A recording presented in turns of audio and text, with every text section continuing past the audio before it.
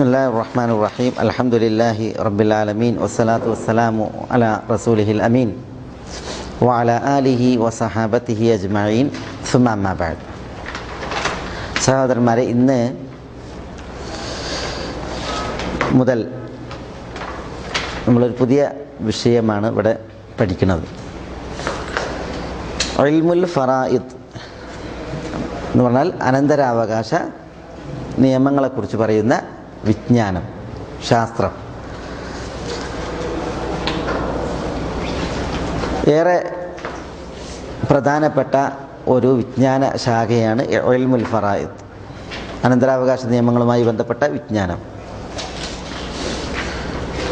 കാരണം അനന്തരാവകാശ നിയമങ്ങളെക്കുറിച്ച് പഠിപ്പിച്ചത് അല്ലാഹു സുബ്ഹാനഹു വ തആല വിശുദ്ധ ഖുർആനിൽ, അതുപോലെ നബി സല്ലല്ലാഹു അലൈഹി വസല്ലം തങ്ങൾ തിരുസുന്നത്തിൽ. വിശുദ്ധ ഖുർആനും തിരുസുന്നത്തും അതേപോലെ തന്നെ സച്ചരിതരായ മുൻഗാമികളുടെ ഇജ്മാഉം, ഇതാണ് അനന്തരാവകാശ നിയമത്തിൻ്റെ സ്രോതസ്. അതിൽ നിന്നാണ് അതിൻ്റെ നിയമങ്ങൾ നമ്മൾ പിടിച്ചെടുക്കുന്നത്, മനസ്സിലാക്കുന്നത്.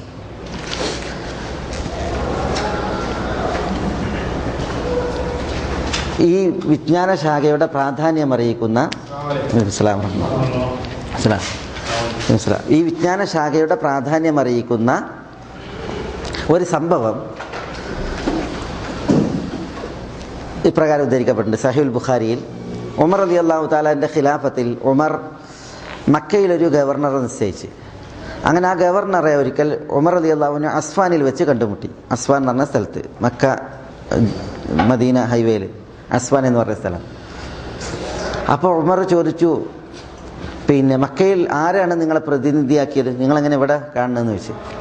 അപ്പോൾ ഞാൻ മക്കയിൽ ഇബ്നു അബ്സ എന്ന് പറയുന്ന ഒരു മൗലയെ, അടിമയെ പ്രതിനിധിയാക്കിയിട്ടുണ്ട് എന്ന് പറഞ്ഞു.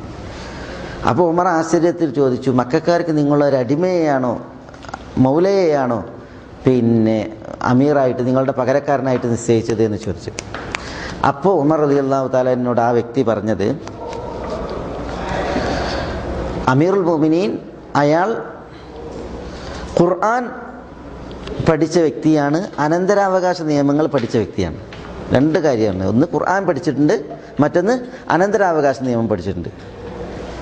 അപ്പോൾ ഉമർ റളിയല്ലാഹു തആല അൻഹു പറഞ്ഞു, നിങ്ങളുടെ പ്രവാചകൻ സല്ലല്ലാഹു അലൈഹി വസല്ലം തങ്ങൾ പറഞ്ഞിരിക്കുന്നു, അല്ലാഹു സുബ്ഹാനഹു വ തആല ഈ വിശുദ്ധ ഖുർആൻ കൊണ്ട് ഒരു വിഭാഗത്തെ ഉയർത്തുകയും ഈ വിശുദ്ധ ഖുർആൻ കൊണ്ട് ഒരു വിഭാഗത്തെ താഴ്ത്തുകയും ചെയ്യും എന്ന് പറഞ്ഞു.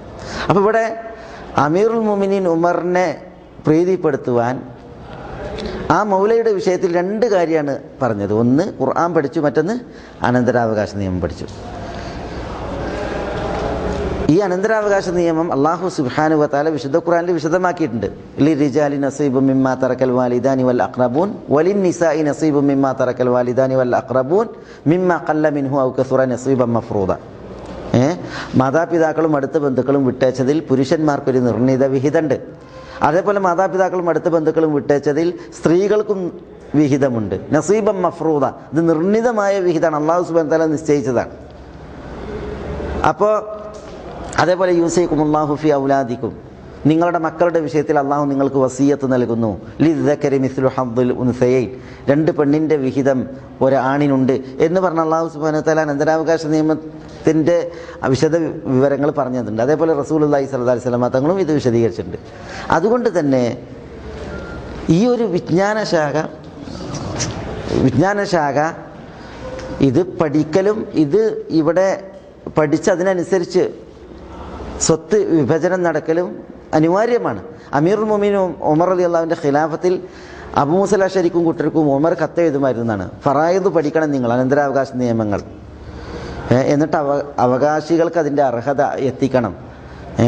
ഈ വിജ്ഞാന ശാഖയാണ് ആദ്യം വിസ്മരിക്കപ്പെടുക ഉമ്മത്തിൽ എന്ന് പറഞ്ഞിട്ടുണ്ട്. അസ്സലാമു അലൈക്കും വറഹ്മത്തുള്ളാഹി വബറകാതുഹു. ഈ വിജ്ഞാന ശാഖയാണ് ആദ്യം വിസ്മരിക്കപ്പെടുക എന്ന് പറഞ്ഞിട്ടുണ്ട്. അതുകൊണ്ട് തന്നെ പിന്നെ വളരെ പ്രാധാന്യമുള്ള ഒരു ഭാഗമാണ് ഇൽമുൽ ഫറായിദ്. പൂർവ്വകാലത്തൊക്കെ ഹദീസ് പഠിക്കാൻ വേണ്ടിയിട്ട് ഷെയ്ഖുമാരുടെ മുന്നിൽ വിദ്യാർത്ഥികൾ ചെന്നിരുന്നാൽ രണ്ട് ചോദ്യം: ഒന്ന് ഖുർആൻ പഠിച്ചിട്ടുണ്ടോ, രണ്ട് അനന്തരാവകാശ നിയമം പഠിച്ചിട്ടുണ്ടോ, എങ്കിലാണ് അവരെ ഹദീസ് പഠിക്കാൻ യോഗ്യർ എന്നാണ്. ഖുർആൻ പഠിച്ചിട്ടില്ല, അനന്തരാവകാശ നിയമം പഠിച്ചിട്ടില്ലെങ്കിൽ പറയുന്ന പോയിട്ട് ഖുർആൻ പഠിച്ചു വാ, അനന്തരാവകാശ നിയമങ്ങൾ പഠിച്ചു വാ, എന്നിട്ട് പിന്നെ ഹദീസ് പഠിച്ചാൽ മതി എന്നാണ്. അങ്ങനെ തിരിച്ചു വിടുമായിരുന്നു എന്നാണ് വിദ്യാർത്ഥികളെ. അപ്പോൾ അത്ര പ്രാധാന്യമുള്ള ഒരു വിജ്ഞാന ശാഖയാണ് ഇൽമുൽ ഫറായിദ്, അനന്തരാവകാശ നിയമങ്ങൾ. പക്ഷേ ഇന്ന് പല മുസ്ലിമീങ്ങൾക്കും പല നാടുകളിലും ഒരു അജ്ഞമായിട്ടുള്ള ഒരു വിഷയമായിട്ട് എന്ത് ചെയ്തു, ഈ അനന്തരാവകാശ നിയമങ്ങൾ മാറിയിട്ടുണ്ടെന്ന്. എത്രമാത്രം ഇസ്ലാമിൻ്റെ ശത്രുക്കൾ അനന്തരാവകാശ നിയമങ്ങളുമായി ബന്ധപ്പെട്ടുള്ള പല വിഷയങ്ങളും എടുത്തിട്ട് എന്ത് ചെയ്യുന്നുണ്ട്, മുസ്ലിമീങ്ങളെ ചോദ്യം ചെയ്യുന്നുണ്ട്. ഇസ്ലാമിനെ കൊച്ചാക്കാൻ വേണ്ടിയിട്ട് അവർ ചില പാഴ്ശ്രമങ്ങൾ നടത്തുന്നുണ്ട്. അതിൽപ്പെട്ടതാണ് ആണിൻ്റെ പകുതിയുള്ളൂ പെണ്ണിന് സ്വത്തോരി ഇസ്ലാമിൽ എന്ന് പറഞ്ഞിട്ട്. ഇസ്ലാമിൻ്റെ അനന്തരാവകാശ നിയമത്തെ ഇകഴ്ത്തി കാണിക്കാൻ വേണ്ടിയിട്ട് അതിൻ്റെ ശത്രുക്കൾ, ഇസ്ലാമിൻ്റെ ശത്രുക്കൾ ഒരു ശ്രമം നടത്തണത് ആണിൻ്റെ പകുതിയുള്ളൂ പെണ്ണിന് സ്വത്തോരി ഇസ്ലാമിൽ എന്നാണ്. അത് ശരിക്കും മഹാകളവാണ്. യഥാർത്ഥത്തിൽ ഇസ്ലാമിൽ അനന്തരാവകാശ നിയമങ്ങൾ നമ്മൾ പഠിക്കുമ്പോൾ മുഴുവൻ വശങ്ങൾ പഠിക്കുമ്പോണ്ടല്ലോ 5 മസലകളിൽ മാത്രമാണ് പെണ്ണിന് പകുതി ഓരി, ആണിനേക്കാൾ പകുതി ഓരി 5 മസലകളിൽ മാത്രമേ ഉള്ളൂ. എന്നാൽ 5 മസലകളിൽ ആണിനും പെണ്ണിനും ഒരുപോലെയാണ് സ്വത്തോരി, ആണിനും പെണ്ണിനും. 10 മസലകളിൽ ആണിനേക്കാൾ പെണ്ണിനാണ് സ്വത്തോരി, 10 മസലകളിൽ ആണിനേക്കാൾ പെണ്ണിനാണ് സ്വത്തോരി. 7 മസലകളിൽ ആണിന് സ്വത്തോരി ഇല്ല, പെണ്ണിനാണ് സ്വത്തോരി. എന്നൊക്കെ 5 മസലകളിൽ മാത്രമേ എന്തുള്ളൂ, പെണ്ണിൻ്റെ പകുതി ആണിനുള്ളൂ. വലൈക്കും സലാം, വലൈക്കും സലാം. എന്നാൽ 5 മസലകളിൽ ആണിനും പെണ്ണിനും ഒരുപോലെ സ്വത്തോരി. 10 മസലകളിൽ ആണിനേക്കാൾ പെണ്ണിനാണ് സ്വത്തോരി. 7 മസലകൾ അത് ആണിന് സ്വത്ത് നിഷേധിക്കും, സ്വത്തായിരിക്കും മാത്രം, പെണ്ണിന് മാത്രം. എന്നാൽ ഈ വിശദ വിവരങ്ങൾ അനന്തരാവകാശ നിയമത്തിൻ്റെ ഭാഗങ്ങളായിട്ടുള്ളത് ഇസ്ലാമിൻ്റെ ശത്രുക്കൾക്ക് അറിയില്ല, പല മുസ്ലിമീങ്ങൾക്കും അറിയില്ല. അത് കാരണത്താൽ തന്നെ പെണ്ണിനെ അവഗണിച്ച ഒരു മതമാണ്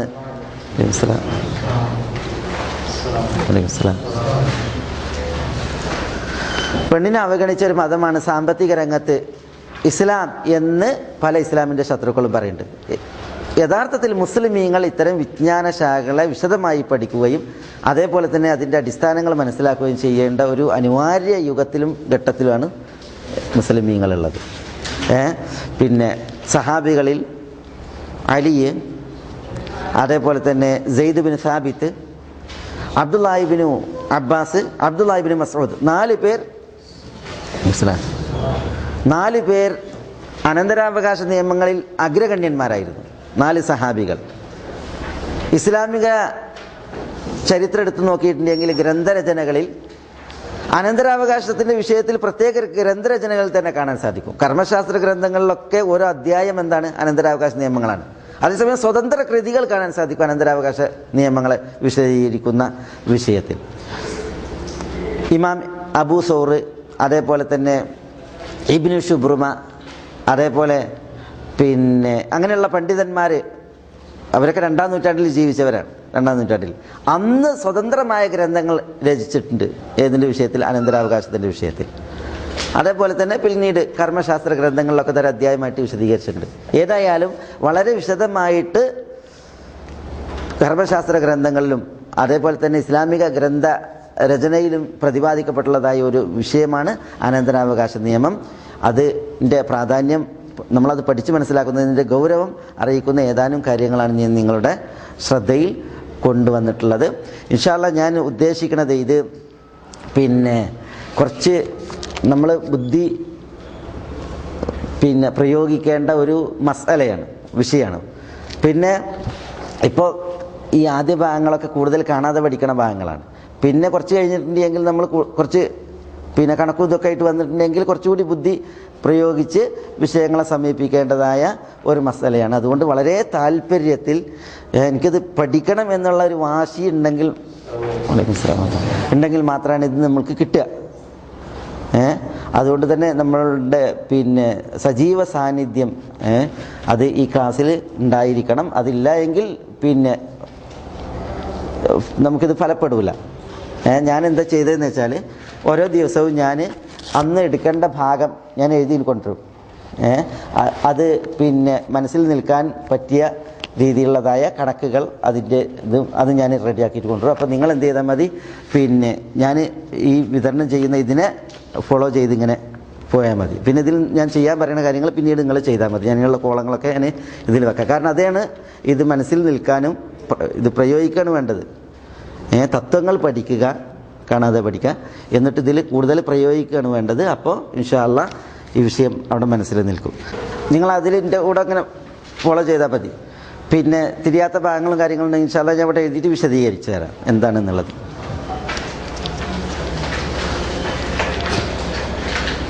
ഓരോ ദിവസത്തിൻ്റെയും പാഠഭാഗങ്ങൾ ഇൻഷാ അല്ലാഹ് അതേപോലെ ഞാൻ പ്രിൻ്റ് ചെയ്തിട്ട് എഴുതിയിട്ട് ഞാൻ കൊണ്ടുവരുന്നുണ്ട്.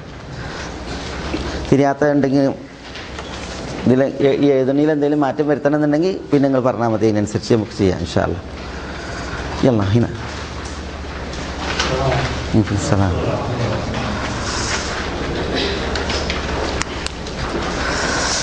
അതിൽ ആദ്യം എന്താണ് ഈ ഫറായിദ് എന്നതിൻ്റെ നിർവചനം കൊടുത്തത്.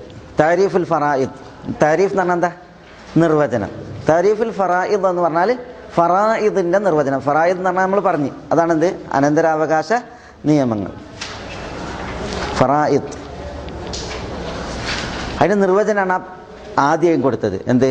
അൽ ഇൽമു ബി ഖിസ്മത്തിൽ മവാരീസ് ഫിഖ്ഹൻ വ ഹിസാബൻ. അൽ ഇൽമു ബി ഖിസ്മത്തിൽ മവാരീസ്, മീറാസുകൾ വിഭജിക്കുന്നതിനെ കുറിച്ചുള്ള വിജ്ഞാനം. മീറാസുകൾ എന്നാണ് മവാരീസ്, മീറാസ് അനന്തര സ്വത്ത്. മവാരീസ് എന്ന് പറഞ്ഞാൽ അനന്തര സ്വത്തുകൾ. അതിൻ്റെ ഖിസ്മത്ത് വിഭജനം, അതിനെക്കുറിച്ചുള്ള വിജ്ഞാനം, അതാണ് ഇൽമ്. അപ്പോൾ അൽ ഇൽമു ബി ഖിസ്മത്തിൽ മവാരീസ്, അനന്തര സ്വത്തുക്കൾ വിഭജിക്കുന്നതിനെക്കുറിച്ചുള്ള വിജ്ഞാനം, ശാസ്ത്രം. എങ്ങനെയാണ് അനന്തര സ്വത്ത് വിഭജിക്കുക? ഫിഖ്ഹൻ കർമ്മശാസ്ത്രപരമായും, വഹിസാബൻ ഗണിതശാസ്ത്രപരമായും. ഹിസാബ് പറഞ്ഞാൽ ഗണിതശാസ്ത്രം, ഫിഖ്ഹ് എന്ന് പറഞ്ഞാൽ കർമ്മശാസ്ത്രം. അപ്പോൾ എന്താ ഫറായിദ് എന്ന് പറഞ്ഞാൽ? ഫറായിദാണ് നമ്മൾ പഠിക്കുന്ന വിഷയം. ഫറായിദ് എന്ന് പറഞ്ഞാൽ അതുകൊണ്ട് ഉദ്ദേശിക്കുന്നത് അൽ ഫിഖ്ഹു ബി ഖിസ്മത്തിൽ മവാരീസ്, മീറാസുകൾ വിഭജിക്കുന്നതിനെക്കുറിച്ചുള്ള ശാസ്ത്രം, വിജ്ഞാനം. മീറാസ് എന്ന് പറഞ്ഞാൽ പിന്നെ ഇൻഷാ അല്ലാഹ് നമുക്ക് തന്നെ വരും. മീറാസ് എന്ന് പറഞ്ഞാൽ അതാണ് അനന്തര സ്വത്ത്. മീറാസ്, ഒരാൾ മരിച്ചു, അയാൾ അനന്തരമാക്കിയിട്ടുള്ള സ്വത്തിനാണ് എന്ത് പറയുക? മീറാസ് എന്ന് പറയാം.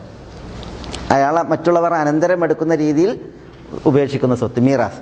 അപ്പോൾ ഈ മീറാസ്, അതിൻ്റെ ഖിസ്മത്ത് വിഭജനം, അതിനെക്കുറിച്ചുള്ള ശാസ്ത്രമാണ്, വിജ്ഞാനമാണ് എന്ത്? ഫറായിദ്.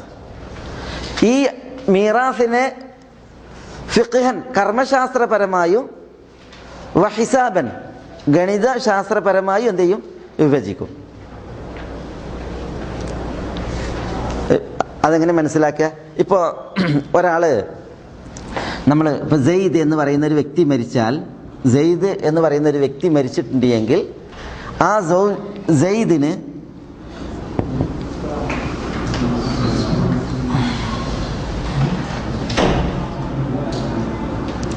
ഒരു ഭാര്യയുണ്ട്, അതേപോലെ തന്നെ സെയ്ദിന് ഒരു മകനുണ്ട് എന്ന് വെക്കുക. അപ്പോൾ ഇതെങ്ങനെ വിഭജിക്കുക? ഇത് വിഭജിക്കൽ പിന്നെ രണ്ട് നിലക്കാണ്. ഒന്ന് ഫിഖ്ഹൻ കർമ്മശാസ്ത്രപരമായി. അപ്പോൾ എന്താ കർമ്മശാസ്ത്രപരമായിട്ടുള്ള വിഭജനം? സെയ്ദ് മരിച്ചിട്ടുണ്ടെങ്കിൽ, സെയ്ദിൻ്റെ ഭാര്യ ഉണ്ട് എങ്കിൽ ആ ഭാര്യയ്ക്ക് സ്വത്തോരി ഉണ്ട്, അതാണ് കർമ്മശാസ്ത്രം. എങ്ങനെയാണ് സ്വത്തോരി? സെയ്ദിന് മക്കളുണ്ട് എങ്കിൽ ഭാര്യയ്ക്ക് 8/1, സെയ്ദിന് മക്കളില്ലെങ്കിലോ ഭാര്യയ്ക്ക് 4/1. പറഞ്ഞാൽ മനസ്സിലാണ്ട? സെയ്ദിന് മരിച്ചാൽ ഭാര്യയ്ക്ക് മക്കളുണ്ട് എങ്കിൽ, സെയ്ദിന് മക്കളുണ്ട് എങ്കിൽ 8/1 സ്വത്തോരി, മക്കളില്ലെങ്കിലോ 4/1 സ്വത്തോരി. ഇതാണ് ഫിഖ്ഹ്. പിന്നെന്താ? ഗണിതശാസ്ത്രം. അതെങ്ങനെ? ഇപ്പം നമ്മളിവിടെ 8/1 കൊടുത്ത് സ്വത്ത്, 8/1 കൊടുത്തിട്ടുണ്ടെങ്കിൽ 8 ഓരി വെക്കും സെയ്ദിൻ്റെ സ്വത്ത്. എന്നിട്ട് അതിൽ 1 ആർക്ക് കൊടുക്കും? ഭാര്യയ്ക്ക് കൊടുക്കും. ബാക്കി സെയ്ദിൻ്റെ മകനുള്ളതാണ്. 7 ഓരി ആർക്കുള്ളതാണ്? അത് സെയ്ദിൻ്റെ മകനുള്ളതാണ്. അപ്പോൾ സെയ്ദ് മരിച്ചപ്പോൾ 800 റിയാലാണ് അനന്തര സ്വത്താക്കി മീറാസാക്കി ഇട്ടിട്ടുള്ളത് എങ്കിൽ അതിൽ നിന്ന് 100 ആർക്കുള്ളത്? ഭാര്യക്കുള്ളത്. 700 ആർക്കുള്ളതാണ്? സെയ്ദിന്റെ മകനുള്ളതാണ്. ഇതെന്താണ്? ഇതാണ് ഹിസാബ്, ഗണിതം. അപ്പോ ഇപ്പറഞ്ഞത് ഫിഖ്ഹ്, ഇത് ഗണിതം. ഫറായിദ് എന്ന് പറഞ്ഞാൽ എന്താ? അൽ ഇൽമു ബിഖിസ്മത്തി മവാരീസ്, മീറാസിനെ വിഭജിക്കുന്നതിനെ കുറിച്ചുള്ള ശാസ്ത്രമാണ്.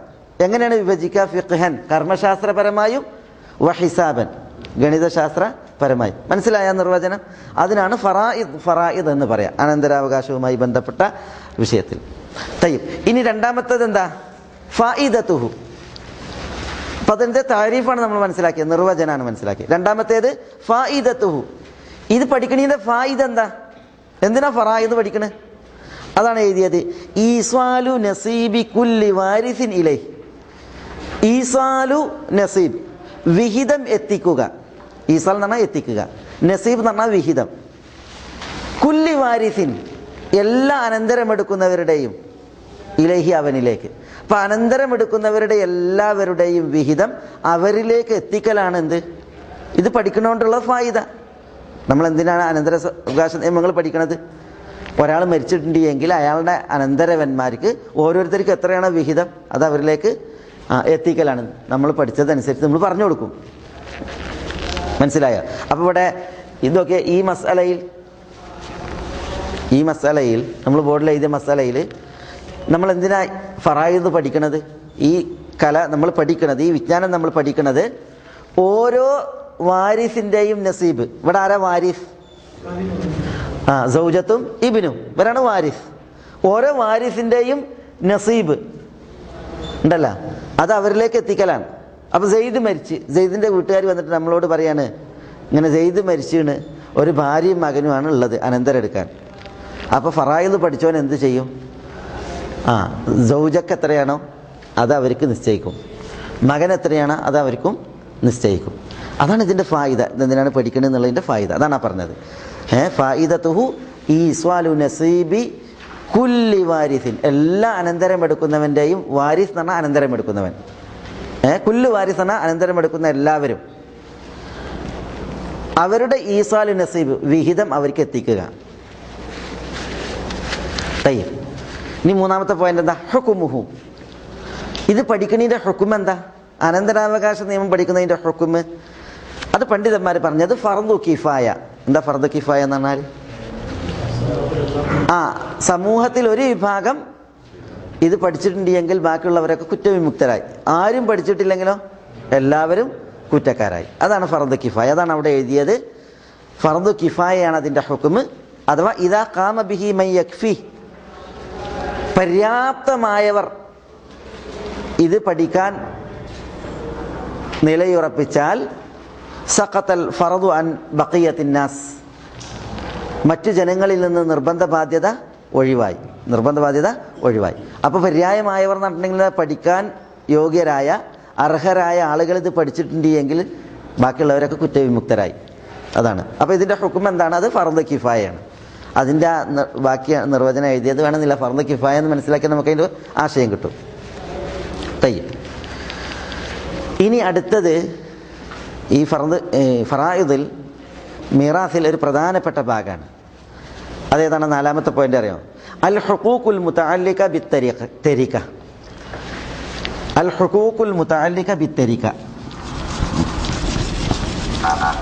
ഒരാൾ മരിച്ചാൽ അലത്തൂൽ അനന്തരാവകാശ സ്വത്ത് അനന്തരം എടുക്കല. ഒരാൾ മരിച്ചാൽ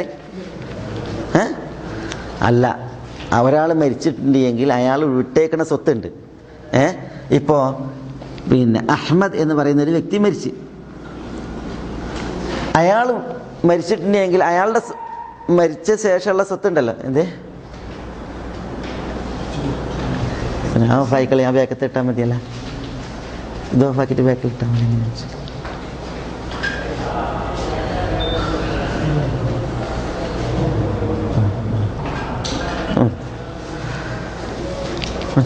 ഈ അഹ്മദ് മരിച്ചിട്ടുണ്ടെങ്കിൽ അയാൾക്ക് വെറും അയാളുടെ സ്വത്ത് ബാക്കിയുള്ളവർക്ക് അനന്തരം എടുക്കാൻ മാത്രമാവില്ല, പിന്നെയോ അതുമായി ബന്ധപ്പെട്ട അയാളുടെ സ്വത്തുമായി ബന്ധപ്പെട്ട കുറേ ഹക്കുകളുണ്ട്, അവകാശങ്ങളുണ്ട്. അതുകൊണ്ട് തന്നെ മക്കൾ വന്നിട്ട് ഞങ്ങളെ വാപ്പ മരിച്ചിട്ട് ഞങ്ങളെ സ്വത്ത് ഞങ്ങൾക്ക് തരണം എന്ന് പറയാൻ പറ്റൂല. പിന്നെയോ ആ സ്വത്തുമായി ബന്ധപ്പെട്ട കുറേ ഹക്കുകളുണ്ട്, അവകാശങ്ങളുണ്ട്. അതാണ് അതിൽ മനസ്സിലാക്കേണ്ടത്. അതാണ് നമ്മൾ നാലാമത് എഴുതിയത്, അൽ ഹുഖൂഖ് അൽ മുതഅല്ലിഖ ബിത്തരിക, തെരിക്കയുമായി ബന്ധപ്പെട്ട അവകാശങ്ങൾ. തെരിക്ക എന്ന് പറഞ്ഞാൽ ഒരാൾ മരിച്ചാൽ അയാൾ ഉപേക്ഷിക്കുന്ന സ്വത്ത്. തെരിക്ക എന്ന് പറഞ്ഞാൽ ഒരു ആൾ മരിച്ചാൽ അയാൾ ഉപേക്ഷിക്കുന്ന സ്വത്ത്.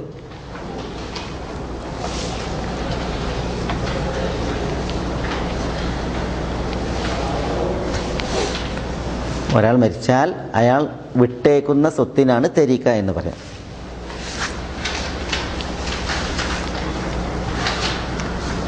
ഒരാൾ മരിച്ചിട്ടുണ്ടെങ്കിൽ അയാളുടെ സ്വത്തിൽ വസീയത്ത് ഉണ്ടാവില്ലേ, അയാളെ കടങ്ങൾ ഉണ്ടാവില്ലേ, കുറേ കാര്യങ്ങളുണ്ടാവും. അപ്പോൾ വെറും അനന്തര സ്വത്ത് മാത്രമല്ല. അപ്പോൾ ഒരാൾ മരിച്ചാൽ ഉപേക്ഷിക്കുന്ന സ്വത്താണ്, അതാണ് തെരിക്ക. അതുമായി ബന്ധപ്പെട്ട ഹുഖൂഖുകൾ, അവകാശങ്ങൾ. അതാണ് 1, 2, 3, 4 ഇരട്ട് നമ്മൾ എഴുതിയത്. ഒന്നെന്താ, ഒരാൾ മരിച്ചിട്ടുണ്ടെങ്കിൽ അയാളുടെ സ്വത്തിൽ ഒന്നാമത്തേത് അതാണ് മുഅനത്തു തജ്ഹീസിൽ മയ്യിത്ത്, മയ്യത്തിൻ്റെ ജനാസ സംസ്കരിക്കുവാനുള്ള ചെലവുകൾ, മയ്യത്തിൻ്റെ ജനാസ സംസ്കരണത്തിനുള്ള ചെലവുകൾ.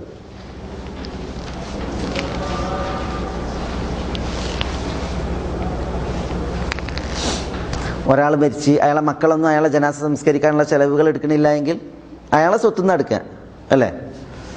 എന്തേക്കാരം ഇപ്പം ചെലവുകൾക്ക് ഉദാഹരണം? ഒരാൾ മരിച്ചാൽ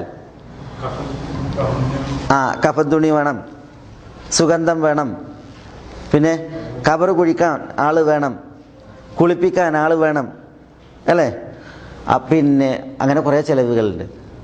ആ ചെലവുകൾ മറ്റുള്ളവർ വഹിക്കുന്നില്ല എങ്കിൽ എവിടുന്ന് എടുക്കേണ്ടത്?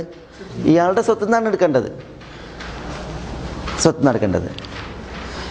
അതാണ് മുഅനത്തു തജ്ഹീസിൽ മയ്യിത്ത്, മയ്യത്തിൻ്റെ ജനാസ സംസ്കരണത്തിൻ്റെ മുഅനത്ത്, ചെലവുകൾ. മുഅനത്താണ് ചെലവുകൾ. മുഅനത്തു തജ്ഹീസിൽ മയ്യിത്ത്, മയ്യത്തിൻ്റെ ജനാസ സംസ്കരിക്കുന്നതിന് വേണ്ട ചെലവുകൾ. അപ്പോൾ ആദ്യം അതിനത് പോവും. നമുക്കതിൻ്റെ ഉദാഹരണം വരുന്നുണ്ട്, അപ്പോൾ ഇൻഷാ അല്ലാഹ് മനസ്സിലാക്കാം. രണ്ടാമത്തേത് അൽ ഹുഖൂഖുൽ മുതഅല്ലിക ബിഐനി തെരിക എന്നാണ്. അൽ ഹുഖൂഖുൽ മുതഅല്ലിക ബിഐനി തെരിക, തെരിക്കയുമായി ബന്ധപ്പെട്ട അവകാശങ്ങൾ. അതെങ്ങനെ അത് ഞാൻ പറഞ്ഞുതരാം. തെരിക്ക എന്ന് പറഞ്ഞാൽ എന്താ നമ്മൾ പറഞ്ഞത്? ഒരാൾ ഉപേക്ഷിച്ച സ്വത്ത്, ആ സ്വത്തുമായി ബന്ധപ്പെട്ട അവകാശങ്ങൾ ഉണ്ടാകും. ഇപ്പോൾ ഒരാൾ മരിച്ചപ്പോൾ, അഹമ്മദ് മരിച്ചപ്പോൾ ഒരു കാറാണുള്ളത്, ഉദാഹരണത്തിന് ഒരു കാറാണുള്ളത് ഉദാഹരണം, അല്ലെങ്കിൽ അയാളുടെ ഒരു വീടാണുള്ളത്, മനസ്സിലായി? അപ്പോൾ അയാളുടെ തെരിക്ക എന്താ? കാറ് അല്ലെങ്കിൽ വീട്, ഇതാണ് അയാളുടെ തെരിക്ക. പക്ഷേ ഈ കാറിനെ കുറിച്ചും വീടിനെ കുറിച്ചും അന്വേഷിക്കുമ്പോൾ ഈ വീട് മറ്റൊരാൾക്ക് പണയത്തിലാണ്. 5000 റിയാൽ വാങ്ങിയിട്ട് ആ 5000 റിയാലിന് പണയം വെച്ചിരിക്കുകയാണ് ആര്? ഈ കാറിനെയും അല്ലെങ്കിൽ ഈ വീടിനെ. അപ്പം നോക്കിയേ, കടം ഏതുമായി ബന്ധപ്പെട്ടതാ? ഇതുമായി നേരിട്ട് ബന്ധപ്പെട്ടതാ. ഇതന്നെ എന്താണ്? മറ്റവൻ്റെ അടുത്താണ്. അഹമ്മദിൻ്റെ തെരിക്കയാകുന്ന സെയ്യാറ, കാറ്, അത് മറ്റൊരാളുടെ പണയ വസ്തുവാണ്, പണയം വെച്ചേക്കാണ്. കാരണം എന്തിന്? അഹമ്മദ് മരിക്കണതിന് മുമ്പ് അയാളിൽ നിന്ന് 5000 റിയാൽ വാങ്ങിയപ്പോൾ ആ 5000 റിയാലിനുള്ള ഗ്യാരണ്ടിയാണ്, പണയമാണ് ഈ കാറ്. അപ്പോൾ ഈ കാറ് എന്താണ്? ഇത് തെരിക്കയാണ്. പക്ഷേ ഇതെന്താണ്? മറ്റൊരാളുടെ അവകാശമാണ്, ഒരവകാശം ബന്ധപ്പെട്ട് കിടക്കുകയാണ്. അപ്പോൾ അതാണ് ഒന്ന്, അതാണ് നമ്മളവിടെ എഴുതിയത്. അതായത് തെരിക്കയുമായി അതിന് തെരിക്ക എന്ന് പറഞ്ഞാൽ തെരിക്ക തന്നെ, തെരിക്ക എന്ന് പറയുന്ന ആ വസ്തുവുമായി ബന്ധപ്പെട്ട അവകാശം. ഇനി രണ്ടാമത്തേത് പറയുമ്പോൾ ഒന്നുകൂടി ക്ലിയർ ആകും. മൂന്നാമത്തേത് അൽ ഹുഖൂഖുൽ മുതഅല്ലിക ബിദിമ്മത്തിൽ മയ്യിത്ത്, മയ്യത്തിൻ്റെ ഉത്തരവാദിത്തത്തിലുള്ള അവകാശങ്ങൾ, ഉത്തരവാദിത്തവുമായി ബന്ധപ്പെട്ട അവകാശങ്ങൾ എന്ന് പറഞ്ഞാൽ എന്താ? അത് ഇതായിട്ട് വ്യത്യാസമുണ്ട്. മയ്യത്തിൻ്റെ ഉത്തരവാദിത്തം എന്ന് പറഞ്ഞിട്ടുണ്ടെങ്കിൽ, മയ്യത്ത് ഒരാൾ മരിച്ച്, അഹമ്മദ് മരിച്ചപ്പോൾ സക്കാത്ത് കൊടുത്തിട്ടില്ല, സക്കാത്ത് കൊടുത്തിട്ടില്ല. അപ്പോൾ ആ സക്കാത്ത് കൊടുക്കേണ്ടത് എങ്ങനെ? അഹമ്മദിൻ്റെ തെരിക്കയിൽ നിന്നാണ്. പക്ഷെ അത് തെരിക്കയുമായി നേരിട്ടല്ല, ഇതുപോലല്ല. പിന്നെയോ അയാൾ അഹമ്മദിൻ്റെ ഏത് സ്വത്തുനിന്ന് എടുത്ത് കൊടുത്തിട്ടുണ്ടെങ്കിലും സക്കാത്ത് വിടും. അല്ലെങ്കിൽ അഹമ്മദ് ഒരാൾക്ക് 1000 റിയാൽ കൊടുക്കാണ്ട്, പക്ഷേ ഇത് പണയം വെച്ചിട്ടൊന്നുമില്ല, ഇത് പണയം വെച്ചിട്ടില്ല. അഹമ്മദ് ഒരാൾക്ക് എന്ത് ചെയ്യുന്നുണ്ട്? 1000 റിയാൽ കൊടുക്കാനുണ്ട്, അല്ലെങ്കിൽ അഹമ്മദ് സക്കാത്ത് കൊടുക്കാനുണ്ട്. ഇതാണ് അഹമ്മദുമായി ബന്ധപ്പെട്ടത്, അഹമ്മദിൻ്റെ ഉത്തരവാദിത്തത്തിൽ ഉള്ളതായ അവകാശം. ഇത് രണ്ടും തമ്മിൽ വ്യത്യാസം മനസ്സിലായോ? രണ്ടാമത്തേതും മൂന്നാമത്തേതും ഒന്ന് ഇത് തന്നെ എന്താണ് ബാധ്യതയായിട്ട് അവിടെ കിടക്കുകയാണ്. മറ്റേത് അങ്ങനെ ഇത് ബാധ്യത ഒന്നുമല്ല. പിന്നെയോ അഹമ്മദിന് എന്തുണ്ട്? ഒരാൾക്ക് 1000 റിയാൽ കൊടുക്കാണ്ട്. ആ 1000 റിയാൽ കൊടുക്കുന്ന മാർഗ്ഗമാണ് ഇത് വന്നിട്ട് എന്ത് ചെയ്യില്ല, ഇതിൻ്റെതാണെന്ന് പറയില്ല. അല്ലെങ്കിൽ അഹമ്മദ് സക്കാത്ത് കൊടുക്കാനുണ്ട്. അത് അഹമ്മദിൻ്റെ ബാധ്യതയിലുള്ള ഉത്തരവാദിത്തത്തിലുള്ളതായ അവകാശമാണ്. ഇനി അടുത്ത എന്താ? അൽ വസിയ്യത്തുൽ ജായിസ. അൽ വസിയ്യത്തുൽ ജായിസ, അനുവദനീയമായ വസിയ്യത്ത്. അനുവദനീയമായ വസിയ്യത്ത് അതായത് അഹമ്മദ് മരിക്കണതിന് മുമ്പ് വസിയ്യത്ത് ചെയ്തിട്ടുണ്ട്, ഇന്ന ആൾക്ക് ഇന്നത് കൊടുക്കണം, ഇന്ന ആൾക്ക് ഇത്ര കൊടുക്കണം. അതാണ് വസിയ്യത്ത്. എന്തിനാ ഈ ജായിസ എന്ന് പറഞ്ഞത്? അനുവദനീയമായ വസിയ്യത്ത് എന്ന് പറഞ്ഞത്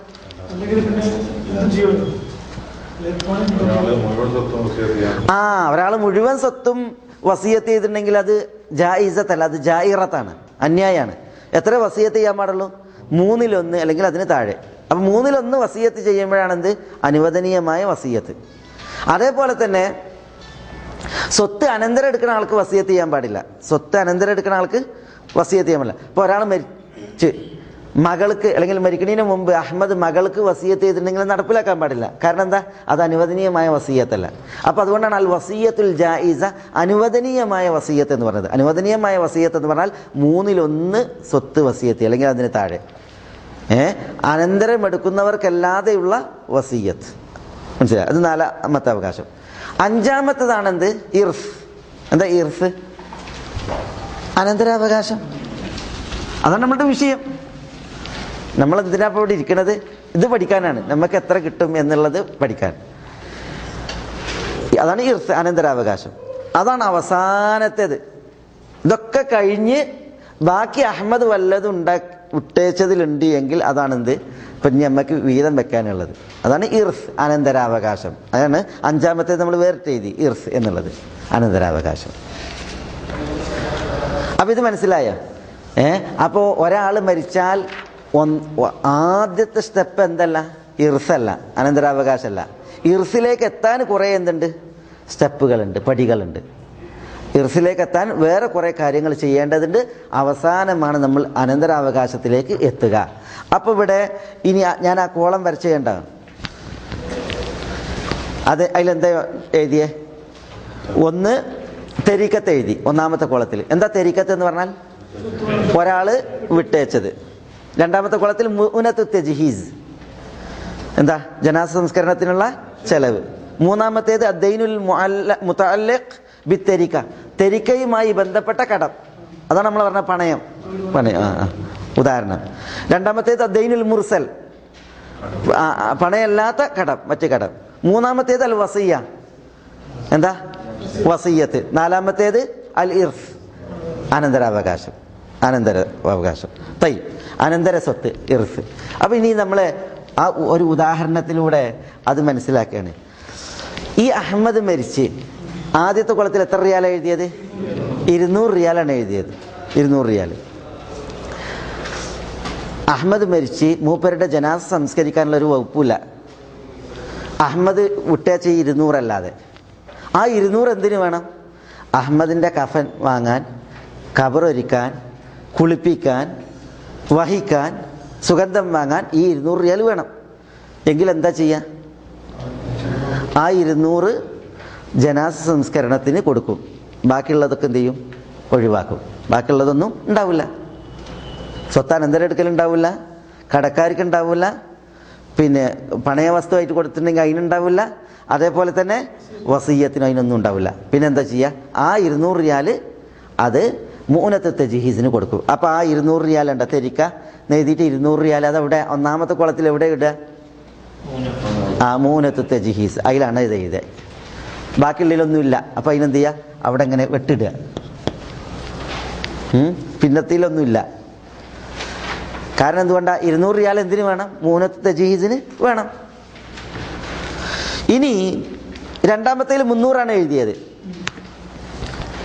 300 അഹമ്മദ് 300 റിയാല് മരിച്ചപ്പം തെരിക്കയാക്കിയിട്ട് വിട്ടേച്ച് 200 എന്തിനു വേണം?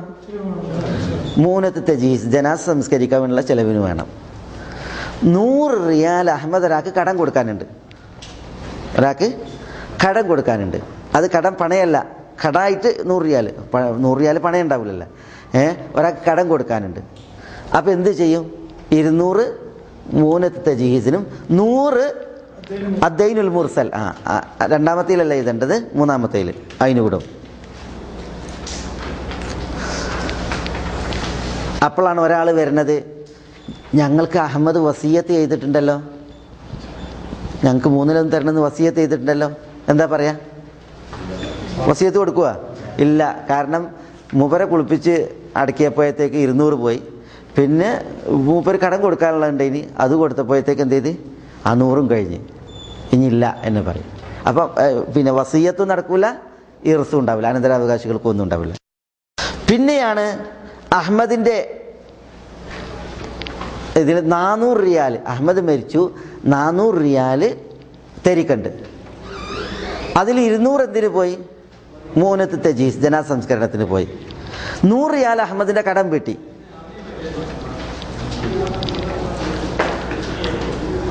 പിന്നെ വസീയത്താണ്. ബാക്കിയുള്ളത് എന്ത് ചെയ്ത്? വസീയത്തിന് കൊടുത്തു. അഹമ്മദിൻ്റെ വസീയത്തുണ്ട്. അപ്പോഴും പിന്നെന്തില്ല, അത് കഴിഞ്ഞ് നോക്കുമ്പോൾ ഒന്നുമില്ല. അപ്പോൾ ഇർസില്ല, വസീയത്തിന് അത് കൊടുത്ത്. എങ്ങനെ എങ്ങനെ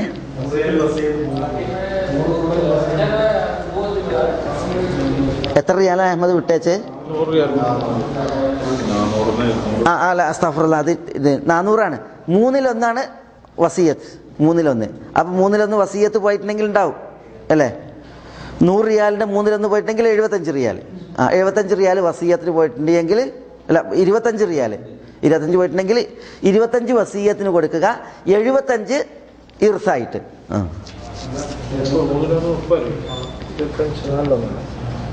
അല്ല, അവസാനത്തിൽ പിന്നെ 400 റിയാലല്ലേ നമ്മൾ വിഭജിക്കണേ. 200 റിയാൽ എന്ത് ചെയ്ത് ചെലവ് പോയി. പിന്നെ 100 റിയാൽ ദൈന് മുർസൽ ഉണ്ടായിരുന്നു. പിന്നെ എത്രയുള്ളത്? 100 റിയാലാണുള്ളത്. 100 റിയാലാണ് എന്ത് ചെയ്യേണ്ടത്? 3 ആക്കേണ്ടത്.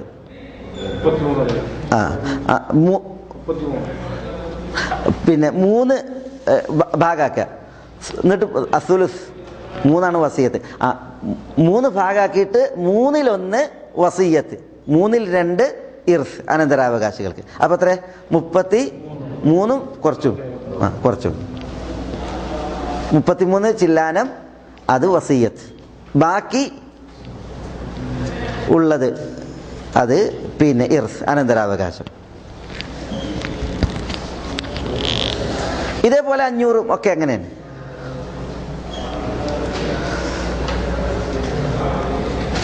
ഇനി ഒരാളുടെ പിന്നെ അതിൻ്റെ ഇതിൽ ഇനി ഒരാൾക്ക് സക്കാത്ത് ഉണ്ട് എന്ന് വെക്കുക, കടല്ലാതെ സക്കാത്ത് ഉണ്ടെന്ന് വെക്കുക.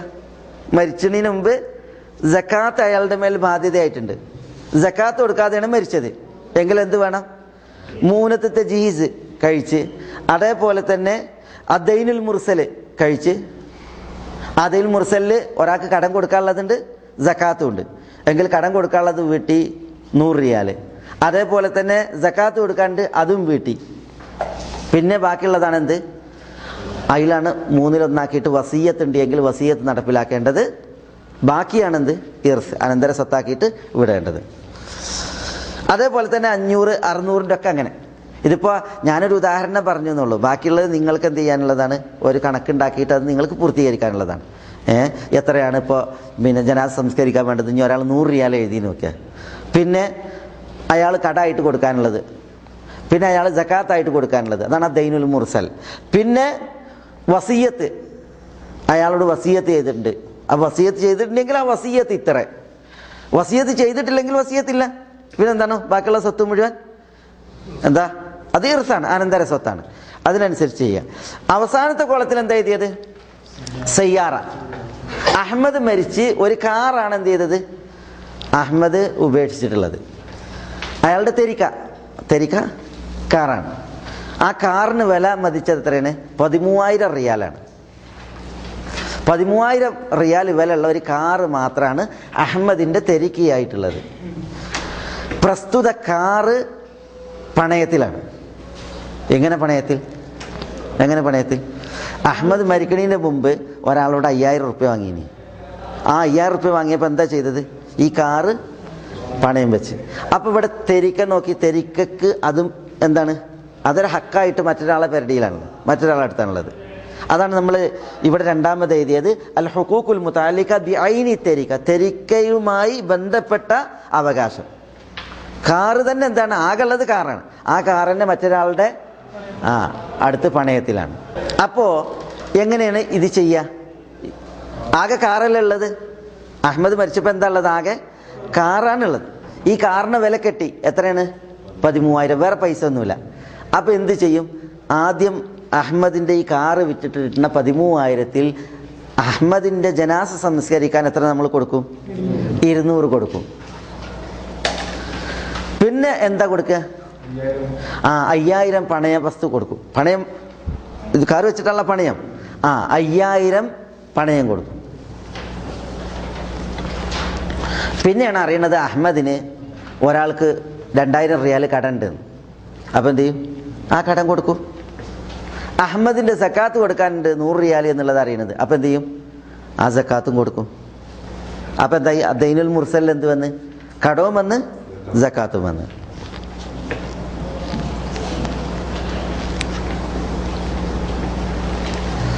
ബാക്കി എത്ര ഉണ്ടാവും?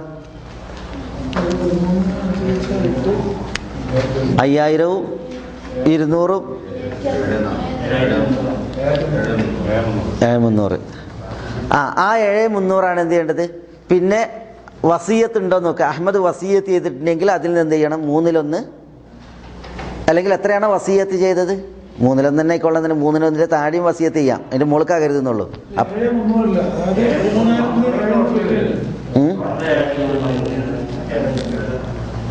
എത്രയാണോ ബാക്കി വന്നത് അത് ആ സംഖ്യ എന്ത് ചെയ്യുക? അതിനെ 3 ആക്കുക. വസിയത്ത് ചെയ്തിട്ടുണ്ടെങ്കിൽ എത്രയാണോ വസിയത്ത് ചെയ്തത് അത് 1/3 3/1 കൊടുക്കുക. എന്നിട്ട് 2/3 അതാണ് എന്ത്? ഇർസ്. അതാണെന്ത്? അനന്തര സ്വത്ത്. ഇവിടെ നമ്മളത് പ്രത്യേകം പറയാൻ കാരണം, ഇത് ഈ രീതിയിൽ പണ്ഡിതന്മാർ പറയാൻ കാരണം, തുടക്കത്തിൽ ഒരാൾ മരിച്ചാൽ ആളുകൾ ഈ കാര്യങ്ങളെല്ലാം നോക്കുന്നത്. ഒരാൾ മരിച്ചിട്ടുണ്ടെങ്കിൽ അയാളുടെ ബന്ധുക്കൾ എന്താ ചെയ്യേണ്ടത്? ആദ്യം ചെയ്യേണ്ടത് ഈ ഒരു കാര്യങ്ങളാണ്. ഇയാളെ ജനാസ സംസ്കരിക്കണം. അയാൾക്ക് വല്ല കടങ്ങളും ഉണ്ടോ? ആ കടങ്ങളാണ് എങ്കിൽ എങ്ങനെയുള്ള കടങ്ങളാണ്? അയാൾ വസിയത്ത് ചെയ്തിട്ടുണ്ടോ? ഇതൊക്കെ കഴിഞ്ഞതിന് ശേഷമാണ് എന്ത്? ഇർസ്, അനന്തരാവകാശം. ആളുകൾ ഓടിക്കൂടുന്ന വിഷയമുണ്ടല്ലോ, അത് അവസാനമാണ്. അതിനു മുമ്പ് കുറേ കാര്യങ്ങളുണ്ട്. അത് കഴിഞ്ഞതിന് ശേഷമായിരിക്കണം എന്ത് ചെയ്യേണ്ടത്? ഇർസ്, അനന്തരാവകാശത്തെക്കുറിച്ചിട്ട് എന്ത് ചെയ്യേണ്ടത്? ആളുകൾ ആലോചിക്കേണ്ടത്. ഇത് മനസ്സിലാക്കാനാണ് നമ്മൾ ഈ ഒരു ഭാഗം ഇവിടെ വിശദീകരിച്ച് എഴുതിയത്. പിന്നീട് അപ്പോൾ എന്തിനാണ് ഈ ഒരു ക്രമം? ആദ്യം എന്തിനാണ് ജനാസ സംസ്കരണം?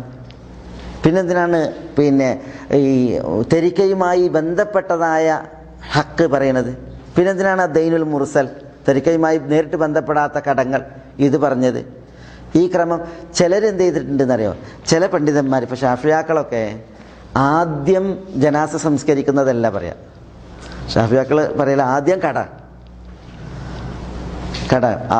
ഏത് കടം? ആളുകളുമായി ബന്ധപ്പെട്ടുള്ളതായ കടം.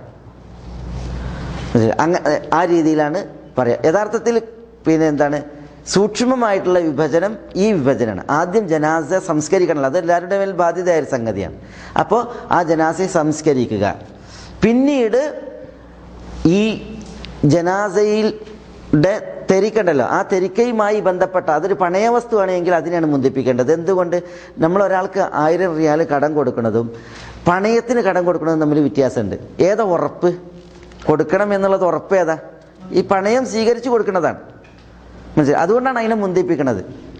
ഇതുപോലെയല്ല ഈ സാധാ വാങ്ങിയ ഒരു കടത്തെ പോലെയല്ല ഒരു പണയം സ്വീകരിച്ച് കൊടുക്കുന്നത്. കാരണം ഇത് കൊടുക്കുന്നു മൂപ്പര് ഉറപ്പിച്ച് പറഞ്ഞാണ്. അതുകൊണ്ട് ഒന്നുകൂടി ബാധ്യതയായിട്ടുള്ളതാണ് എന്ത്? പണയം സ്വീകരിച്ചിട്ടുള്ളതായ കടം. അതുകൊണ്ടാണ് പണ്ഡിതന്മാർ അതിനെ മുന്തിപ്പിക്കുന്നത്. ചിലർ പറഞ്ഞ അങ്ങനെയല്ല. ചിലർ പറഞ്ഞത് അള്ളാഹുവിൻ്റെ ഹക്കും പടപ്പുകളുടെ ഹക്കും ഉണ്ട്. അള്ളാഹുവിൻ്റെ ഹക്ക് ഏതുപോലെ സക്കാത്ത്, പടപ്പുകളുടെ ഹക്കുണ്ട്. അതാണ് എന്ത്? നമ്മൾ കടം. അള്ളാഹുവിൻ്റെ ഹക്കിനെ മുന്തിപ്പിക്കണം, പടപ്പുകളുടെ ഹക്കിനെ പിന്തിപ്പിക്കണം. ഷാഫി മദ്ഹബൊക്കെ അഭിപ്രായക്കാരാണ്. സക്കാത്ത് കൊടുക്കണം, പിന്നെ മനുഷ്യന്മാർക്ക് കടം കൊടുക്കുകയാണെങ്കിൽ വീട്ടിൽ അതിന് സ്വത്ത് തികഞ്ഞിട്ടില്ലെങ്കിലും ശരി, രണ്ടിനും തികഞ്ഞിട്ടുണ്ടെങ്കിൽ രണ്ടും കൊടുക്കണം, അതിൽ ഇഷ്കാലില്ല. പക്ഷേ സക്കാത്ത് കൊടുക്കാനേ സ്വത്തുള്ളൂ എങ്കിൽ സക്കാത്താണോ കൊടുക്കേണ്ടത്, അല്ല ആളുകളുടെ കടാണോ കൊടുക്കേണ്ടത്? അവിടെ ഷാഫി ആക്കൾ പറഞ്ഞത്, ഷാഫി മദ്ഹബിൽ അള്ളാഹുവിൻ്റെ ഹക്കാണ് ആദ്യം വീട്ടേണ്ടത്, പടപ്പുകളുടെ ഹക്ക് പിന്നെ വീട്ടിയാൽ മതി, പഠിച്ചോ അന്ത്യനാളിൽ ഇനി വീട്ടിയില്ലെങ്കിൽ പൊരുത്തപ്പെട്ടോളും എന്ന് പറഞ്ഞു. യഥാർത്ഥത്തിൽ ഹംബലി മദ്ഹബിലൊക്കെ ഫുഖഹാക്കൾ പറഞ്ഞത് പടപ്പുകൾ തമ്മിലുള്ള ഹക്കുണ്ടല്ലോ, അത് പിന്നെ പടപ്പുകൾ തന്നെ പൊരുത്തപ്പെടണം. അള്ളാഹുമായിട്ടുള്ള ഹക്ക് അത് മുസാമഹത്തിൽ അടിസ്ഥാനത്തിൽ അള്ളാഹു അത് വിട്ടുവീഴ്ച ചെയ്യും. അതുകൊണ്ട് പടപ്പുകളുടെ ഹക്കാണ് വീട്ടേണ്ടത്. പടച്ച റബ്ബിൻ്റെ ഹക്ക് വീട്ടാൻ പറ്റിയിട്ടില്ലെങ്കിൽ അതിൽ നമ്മൾക്ക് എന്തുണ്ട്? ഇസ്തിഗ്ഫാറും തൗബയൊക്കെ ഉണ്ട്. അപ്പോൾ അതുകൊണ്ടാണ് നമ്മൾ ഒരാൾ മരിച്ചിട്ടുണ്ടെങ്കിൽ അയാൾക്ക് മനുഷ്യരോട് കടബാധ്യത ഉണ്ടെങ്കിൽ എന്ത് ചെയ്യണം? അതാണ് എന്ത് ചെയ്യേണ്ടത്? ആദ്യമായിട്ട് വീട്ടേണ്ടത് സക്കാത്ത് പിന്നെയാണ് വീട്ടേണ്ടത്. അപ്പോൾ ഇനി ഇതൊക്കെ കഴിഞ്ഞ് തജ്ഹീസുൽ ജനാസ കഴിഞ്ഞ് ഹുഖൂഖുകൾ കഴിഞ്ഞ് പിന്നെയാണെന്ത്? വസിയ്യത്ത്. കാരണം വസിയ്യത്തിനെ കുറിച്ച് മിംബഅദി വസിയ്യത്തിൻ തൂസൂന ബിഹാ ഔദൈൻ അല്ലെങ്കിൽ മിംബഅദി വസിയ്യത്തിൻ യൂസി ബിഹാ ഔദൈൻ, വസിയ്യത്തിനും കടത്തിനും ശേഷം എന്നാണ് അല്ലാഹു സുബ്ഹാനഹു വ തആല പറഞ്ഞത്. അതിനെ റസൂലുള്ളാഹി സ്വല്ലല്ലാഹു അലൈഹി വസല്ലം തങ്ങൾ വിശദീകരിച്ച് അല്ലെങ്കിൽ സഹാബികൾ വിശദീകരിച്ചത് ആദ്യം വസിയ്യത്തിനെ മുന്തിപ്പിക്കുക എന്നുള്ളതാണ്. അല്ല, ആദ്യം കടത്തെ മുന്തിപ്പിക്കുക, പിന്നെ വസിയ്യത്ത് വീട്ടുക എന്നുള്ളതാണ്. അപ്പോൾ വസിയ്യത്തും കടവും കഴിഞ്ഞതിന് ശേഷമാണ് സ്വത്ത് ഓരി വെക്കേണ്ടത് എന്ന് അല്ലാഹു സുബ്ഹാനഹു വ തആല പറയണം. അത് വിശുദ്ധ ഖുർആനിൽ പല സ്ഥലത്തും ഉണ്ട്. മിംബഅദി വസിയ്യത്തിൻ യൂസാ ബിഹാ ഔദൈൻ, മിംബഅദി വസിയ്യത്തിൻ യൂസീന ബിഹാ ഔദൈൻ, മിംബഅദി വസിയ്യത്തിൻ തൂസൂന ബിഹാ ഔദൈൻ. കണ്ടോ? മിംബഅദി വസിയ്യത്തിൻ തൂസി ബിഹാ ഔദൈൻ. ഇങ്ങനെ പല ആയത്തുകളിൽ കാണാം. വസിയ്യത്തും കടവും കഴിഞ്ഞതിന് ശേഷമാണ് നിങ്ങൾ സ്വത്ത് ഓരി വെക്കേണ്ടത് എന്നാണ്. അപ്പോൾ എന്ത് ചെയ്യണം? സ്വത്ത് ഓരി വെക്കുന്നതിന് മുമ്പ് കടമുണ്ടോ? കടം വീട്ടണം. വസിയ്യത്ത് ചെയ്തിട്ടുണ്ടോ എങ്കിൽ എന്ത് ചെയ്യണം? ആ വസിയ്യത്ത് ജായിസത്താണ് എങ്കിൽ, അനുവദനീയമാണ് എങ്കിൽ എന്ത് ചെയ്യണം? അത് നടപ്പിലാക്കണം. അനുവദനീയമായ വസിയ്യത്ത് എന്ന് പറഞ്ഞാൽ മൂന്നിലൊന്നിന് താഴെയുള്ള വസിയ്യത്ത്. അതേപോലെ സ്വത്ത് അനന്തരം എടുക്കാത്തവർക്കുള്ള വസിയ്യത്ത്. മനസ്സിലായോ? ഇതാണ് അതുമായി ബന്ധപ്പെട്ടിട്ട് ഇപ്പോൾ അൽ ഹുഖൂഖുൽ മുതഅല്ലിഖ ബിത്തെരിക, തെരിക്കയുമായി ബന്ധപ്പെട്ടതായ അവകാശം. തെരിക്ക എന്ന് പറഞ്ഞാൽ ഒരാൾ മരിച്ചാൽ അയാൾ വിട്ടേച്ച സ്വത്ത്. മനസ്സിലായോ? ഇനി അടുത്തത് അർക്കാനുൽ ഇർസാണ്. അനന്തരാവകാശത്തിൻ്റെ റുക്കുനുകൾ, സ്തംഭങ്ങൾ.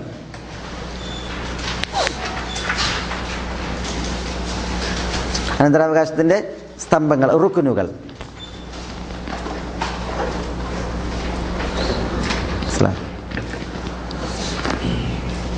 അനന്തരാവകാശത്തിന് മൂന്ന് അടിസ്ഥാന സ്തംഭങ്ങളുണ്ട്. അത് വേണം. എന്തിന്? ഇത് നടക്കണമെങ്കിൽ, അനന്തരാവകാശം നടക്കണമെങ്കിൽ എന്ത് വേണം? മൂന്ന് അടിസ്ഥാനം വേണം. അതിലൊന്നെന്താ? അൽ മുവരിസ്, രണ്ടാമത്തേത് അൽ വാരിസ്, മൂന്നാമത്തേത് അൽ ഹക്കുൽ മൗറൂസ് അഥവാ തെരിക. എന്താ മുവരിസ് എന്ന് പറഞ്ഞാൽ? സ്വത്തിൻ്റെ ഉടമ. ഇപ്പോൾ അഹമ്മദ് മരിച്ചപ്പോൾ അഹമ്മദിനെ അനന്തരെടുക്കാൻ അഹമ്മദിൻ്റെ മകനുണ്ട്, അഹമ്മദിൻ്റെ മകളുമുണ്ട്, സ്വത്തുമുണ്ട് 300 റിയാല് നോക്കിയാ ഉണ്ടോ? ഇർസിൽ 3 ഘടകം ഉണ്ടാകണം. ഒന്ന് മുവരിസ്, ആരെയാണോ അനന്തരെടുക്കുന്നത് അയാൾ, അതാണ് മുവരിസ്. അതപ്പോൾ ഇവിടെ ആരാ? അഹമ്മദ്.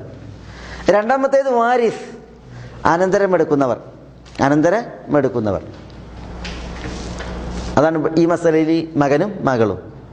3 അൽ ഹക്കുൽ മൗറൂസ്. എന്താ അൽ ഹക്കുൽ മൗറൂസ്? അനന്തരമെടുക്കുന്ന സ്വത്ത്, വിഹിതം. അത് ഈ മസലയിൽ എത്രയാണ്? 300. ഇതിനാണ് നമ്മൾ എന്ത് പറഞ്ഞത്? അഹമ്മദ് വിട്ടേച്ച തെരിക്ക എന്ന് പറഞ്ഞത്. തെരിക്കത്ത്, അഹമ്മദിൻ്റെ തെരിക്കത്ത്. അപ്പോൾ ഈ മൂന്ന് അടിസ്ഥാന ഘടകങ്ങൾ ഇർസിൽ ഉണ്ടാകണം. മനസ്സിലായോ? ഇത് പ്രശ്നമല്ലല്ല.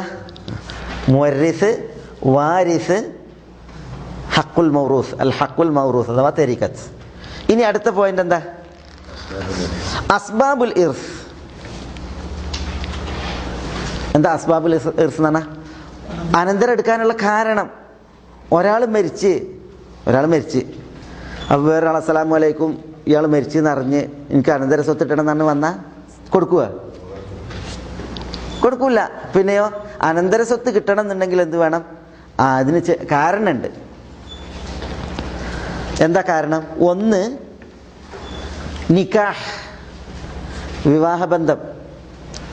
2 നസബ്, കുടുംബബന്ധം. 3 വലാ, അടിമ ബന്ധം.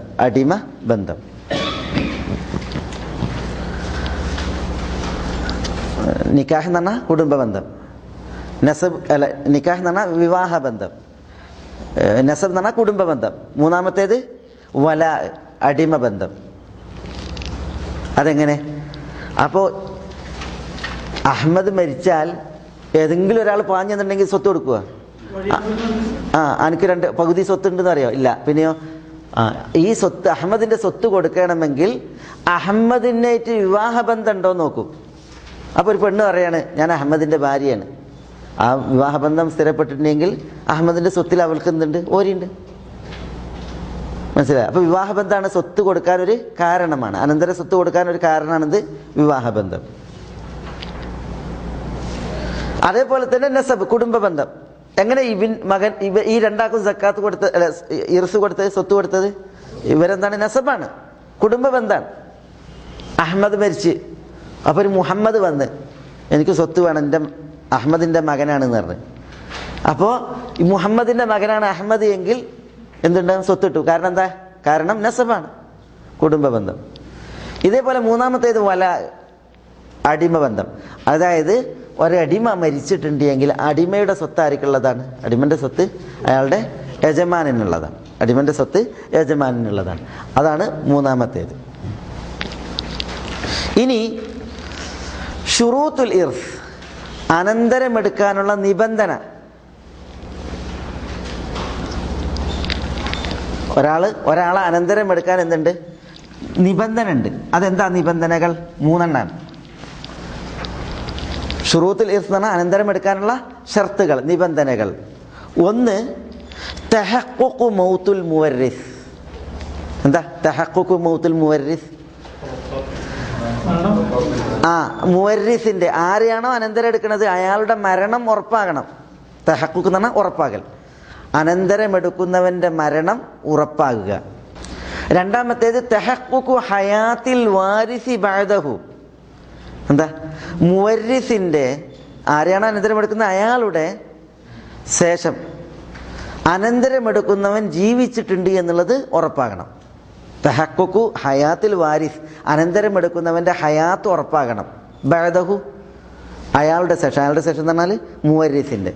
ഇപ്പൊ ഫാത്തിമ എന്ന് പറയുന്ന ഒരു സ്ത്രീ മരിച്ച്, ഫാത്തിമ മരിച്ചപ്പോൾ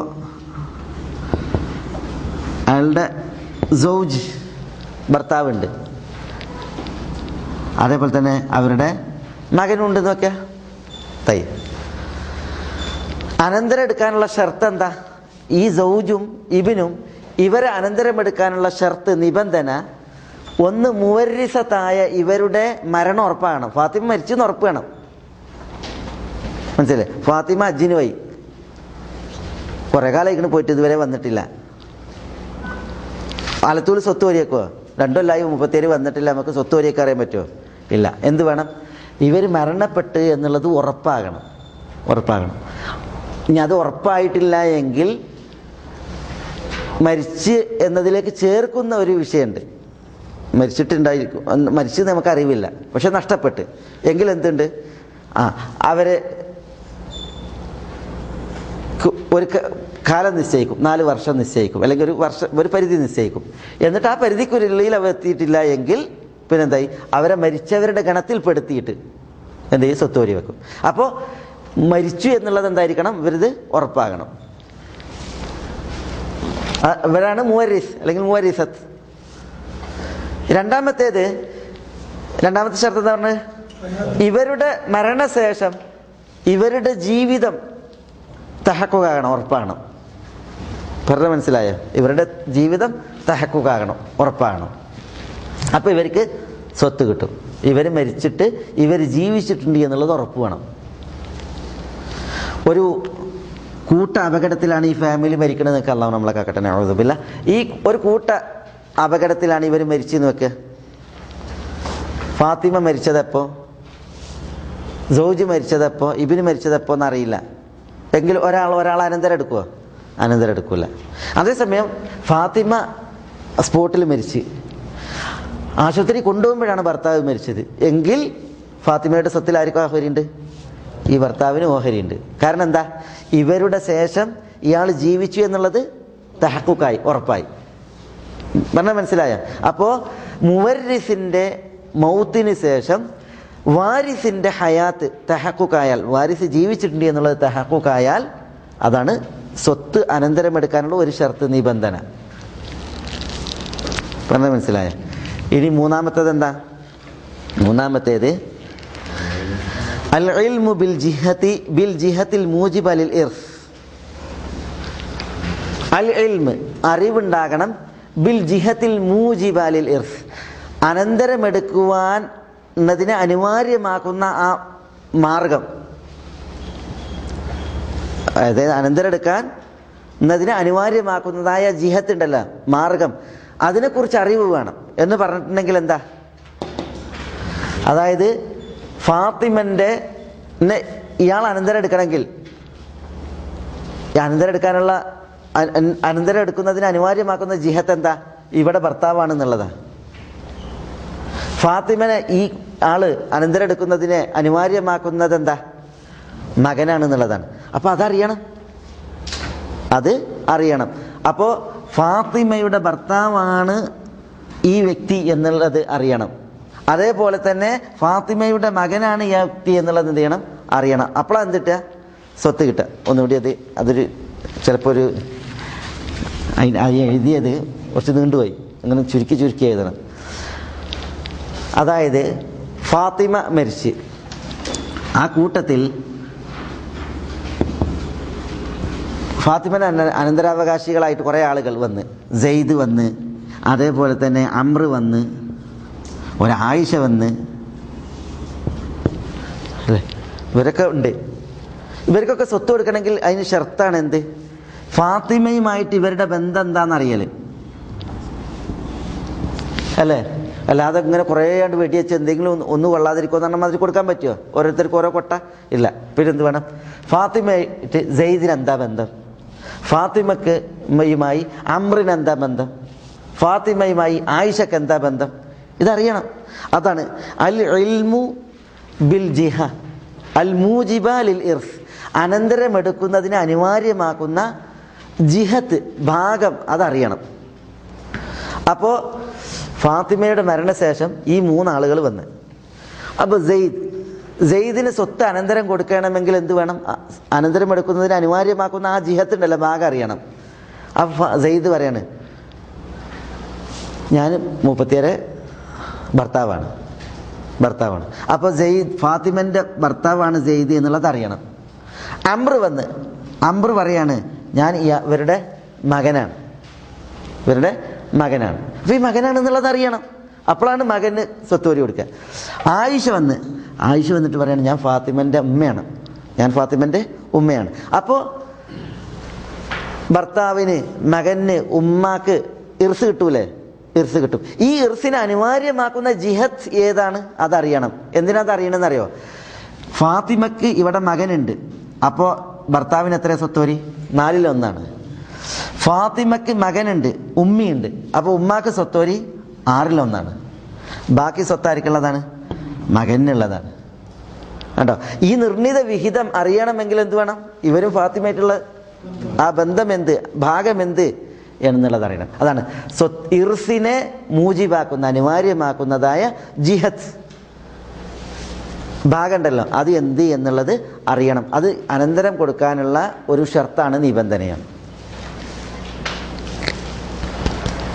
അതാണ് അനന്തരം എടുക്കുന്നതിന് 3 ഷർത്തുകൾ.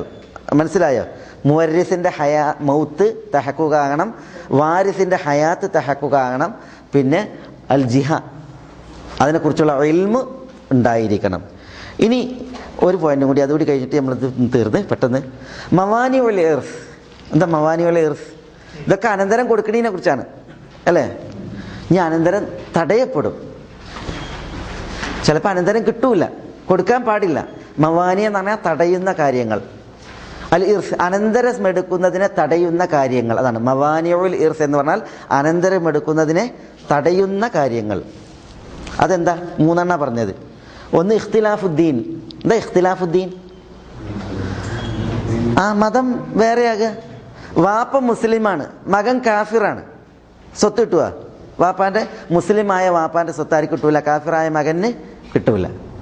ലാ യരിസുൽ മുസ്ലിമുൽ കാഫിർ. മുസ്ലിം ഒരിക്കലും കാഫിറിന് അനന്തരം എടുക്കൂല. അതേപോലെ തന്നെ കാഫിർ മുസ്ലിമിനെയും അനന്തരം എടുക്കൂല. അപ്പോൾ ഇഖ്തിലാഫുദ്ദീൻ, മതം വ്യത്യാസപ്പെട്ടാൽ സ്വത്ത് അനന്തര സ്വത്തില്ല. 2 റിഖ്, അടിമയായി, അടിമത്തം. അതായത് മകൻ അടിമയാണ്, വാപ്പ സ്വതന്ത്രനാണ്, എങ്കിൽ സ്വതന്ത്രനായ വാപ്പാൻ്റെ സ്വത്ത് ആർക്ക് കൊടുക്കൂല?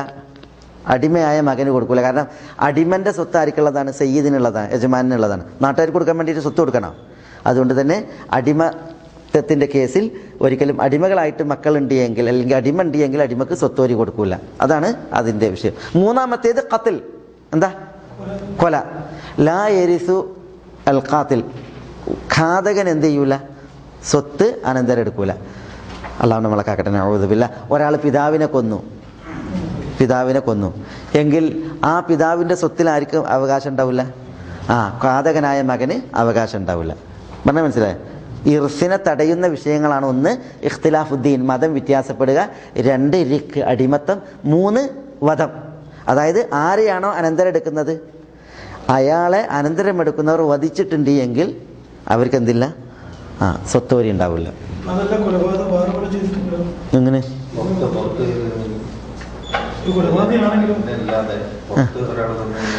അല്ലല്ല, അത് പുറത്താളെ കൊല്ലണ അതല്ല വിഷയം. ഇത് അനന്തരം എടുക്കുന്നവനെ വധിക്കലാണ്.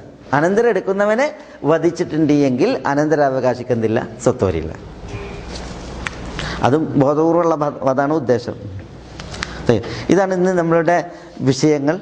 പിന്നെ നമ്മൾ അനന്തരാവകാശത്തിൻ്റെ നിർവചനം, അത് എന്തിനു വേണ്ടിയാണ്, അതിൻ്റെ ഫായിദ, അതിൻ്റെ വിധി എന്ത്, ഒരാൾ മരിച്ചിട്ടുണ്ടെങ്കിൽ അലത്തൂൽ സ്വത്ത് ഇർസല്ല, പിന്നെ അതുമായി ബന്ധപ്പെട്ട കുറേ ഹുക്കൂക്കുകളുണ്ട്, അതിൻ്റെ വിശദ വിവരങ്ങൾ, പിന്നെ ഇർസിൽ അടിസ്ഥാനപരമായിട്ടുള്ള സ്തംഭങ്ങൾ, പിന്നെ ഇർസിൻ്റെ കാരണങ്ങൾ, ഇർസിൻ്റെ ഷർത്തുകൾ, ഇർസ് തടയുന്ന വിഷയങ്ങൾ. ഇതാണ് നമ്മൾ മനസ്സിലാക്കിയത്. ഇത് വായിച്ച് പഠിച്ചു വരണം. എന്തെങ്കിലും ഇഷ്കാലുണ്ടെങ്കിൽ പിന്നീട് അടുത്ത ആഴ്ച ചോദിക്കാവുന്നതാണ്. പക്ഷേ ഇത് ശരിക്കും ഇത് അടിസ്ഥാനമാണ്.